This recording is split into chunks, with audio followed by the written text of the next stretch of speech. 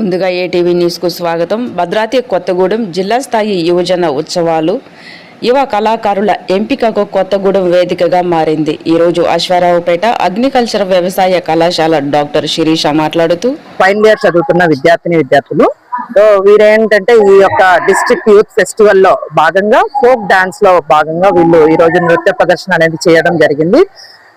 అయితే ఈ ప్రదర్శన అనేది మన కళాశాల associate dean doctor J Hemanth Kumar sir గారి ఆధ్వర్యంలో వారి యొక్క ప్రోత్సాహంతో కళాశాలలో కల్చరల్ క్లబ్ అనేది స్టార్ట్ చేయడం జరిగింది. ఆ కల్చరల్ క్లబ్ లో భాగంగా విద్యార్థులు ఎప్పుడూ కూడా వారి యొక్క చదువుతో పాటు అడిషనల్ గా ఈ యొక్క ఎక్స్ట్రా కరికులర్ యాక్టివిటీస్ కింద ఎప్పుడు నృత్యాలు, పాటలు, గానాలు ఇవన్నీ కూడా చేయడం జరుగుతుంది, ప్రాక్టీస్ చేస్తూ ఉంటారు.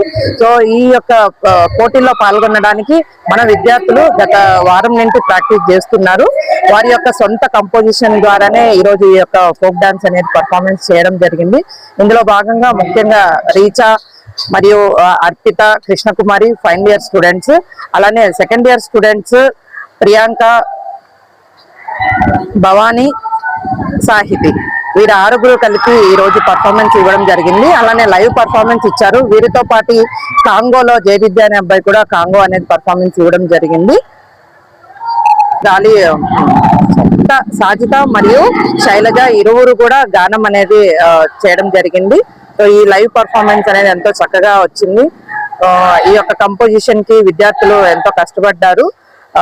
వారు చదువుకున్న తర్వాత ఖాళీ సమయంలో ఈవినింగ్ టైమ్స్ కల్చరల్ క్లబ్ లోకి వెళ్ళి ప్రాక్టీస్ చేయడం అనేది ఇంకా అభినందనీయము. వారు అంటే చదువుతో పాటు ఇలాంటి చేయడం అనేది కూడా ఎంతో ఆదర్శనీయంగా చూసుకోవాలి అందరూ. మేడం, ఇప్పుడు మీరు సాంగ్ చేసిన కంపోజ్ చేసిన కొరియోగ్రాఫర్ పేరేంటి చెప్తాను. ఈ సాంగ్ కంపోజ్ చేసిన కొరియోగ్రాఫర్ పేరు రీచా, ఫైనల్ ఇయర్ స్టూడెంట్. ఉన్నారా మేడం ఇక్కడ? ఉన్నారండి. ఒకసారి ఏం పేరమ్మా మీ పేరు? నా పేరు వై రీచా. నేను అగ్రికల్చర్ కాలేజ్ అశ్వరావుపేటలో ఫైనల్ ఇయర్ చదువుతున్నాను. ఇప్పుడు మేము ఇక్కడ డిస్ట్రిక్ట్ లెవెల్ కాంపిటీషన్స్ కి ఇది సెకండ్ టైం వస్తున్నాము. లాస్ట్ టైం వచ్చినప్పుడు మేము స్టేట్స్ కి సెలెక్ట్ అయ్యాము. స్టేట్స్ లో నుంచి ఇంటర్నేషనల్స్ ఉంటాయి. మాకు కొన్ని కారణాల వల్ల మేము దానికి అటెండ్ అవ్వలేకపోయాము. ఇప్పుడు మేము దీనికి ఒక 1 వీక్ నుంచి ప్రాక్టీస్ చేస్తున్నాము.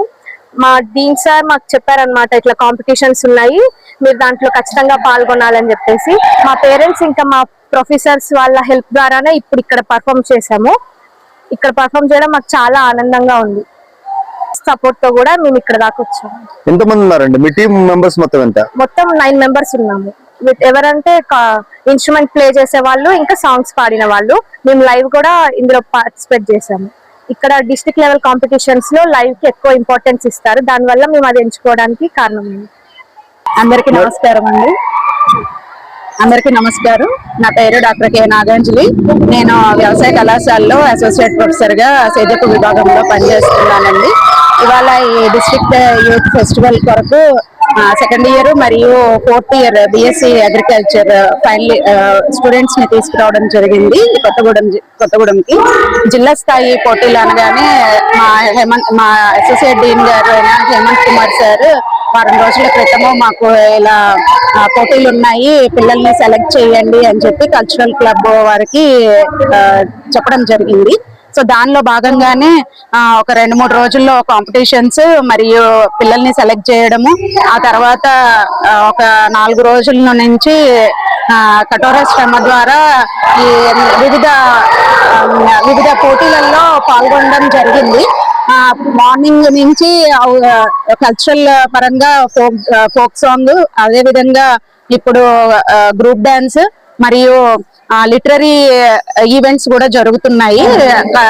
ఎలక్యూషన్ కానివ్వండి, డిబేట్ కానివ్వండి, ఇలా వివిధ రకాలైనవి. ఇదే కాకుండా మేము సైన్స్ ఫేర్ లో కూడా మా దగ్గర 4వ సంవత్సరం పిల్లలు అగ్రికల్చర్ ఎక్స్పీరియన్షియల్ లెర్నింగ్ ప్రోగ్రామ్ అని చెప్పి వారంతటా వారు ఏమైనా పంటలు పండించడం కానివ్వండి, లేదంటే వివిధ టెక్నాలజీస్లలో వాళ్ళు ఎలా మెలకువలను ఎలా పాటించాలి అనేది వాళ్ళు చేసి చూపించడము.